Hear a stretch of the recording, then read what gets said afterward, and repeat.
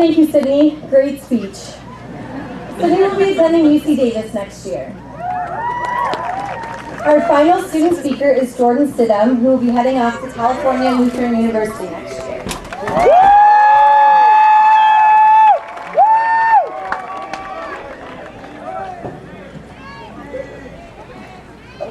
Hey guys.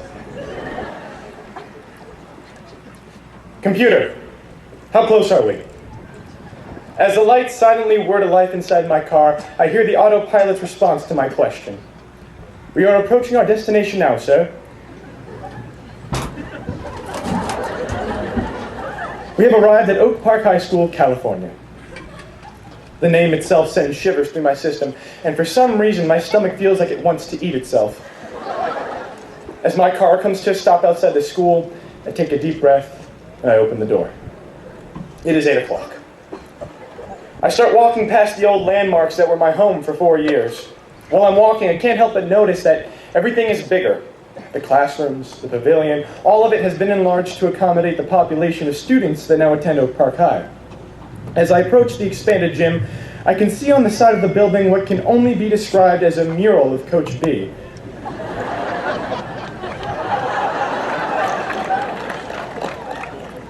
His arms are crossed, his smile is kind, and underneath him in big bold letters are the words, Hubba Hubba.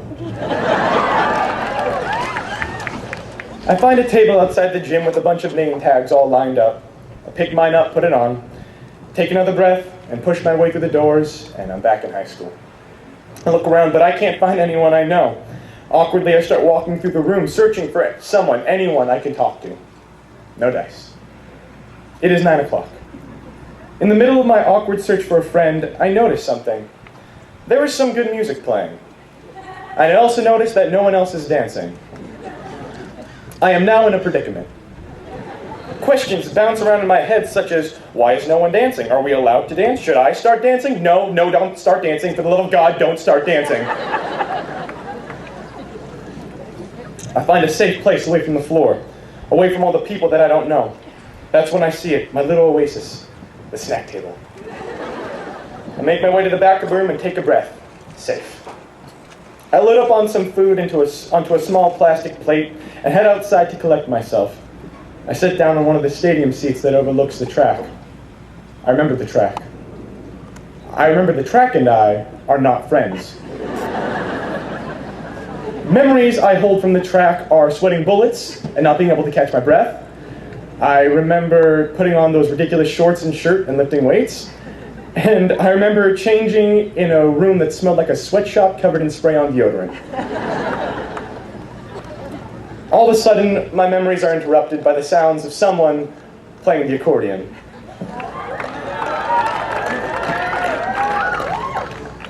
It is 10 o'clock. I follow the music just outside the student store, where I find Michael Potter playing his accordion. He's surrounded by a group of people, all under his melodic spell. He finishes and looks at me, spots me, and smiles like we were still in high school. Everyone turns around to see what he's smiling at, and instantly I'm brought into the group and brought up to speed on everyone's life. Some of my friends are married. Some have kids. Potter, I'm told, is the first chair accordion for the LA Philharmonic. It is 11 o'clock. Time to go. Potter looks at his watch and asks, where did the last 3 hours go? Where did the last 3 hours go? Where did the last 20 years go? Where did the 12 years before that go? Time seems to be slipping away.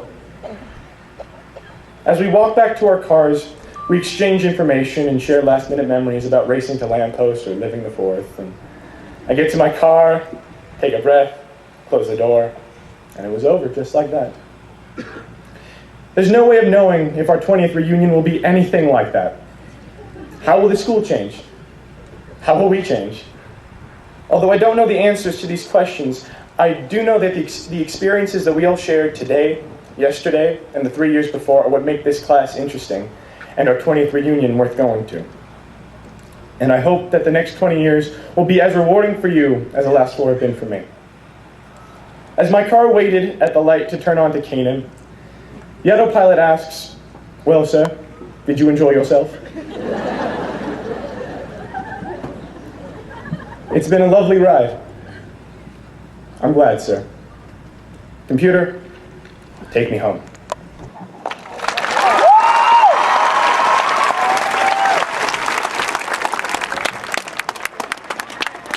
So, boy. Thank you, Josh, Sydney, and Jordan. This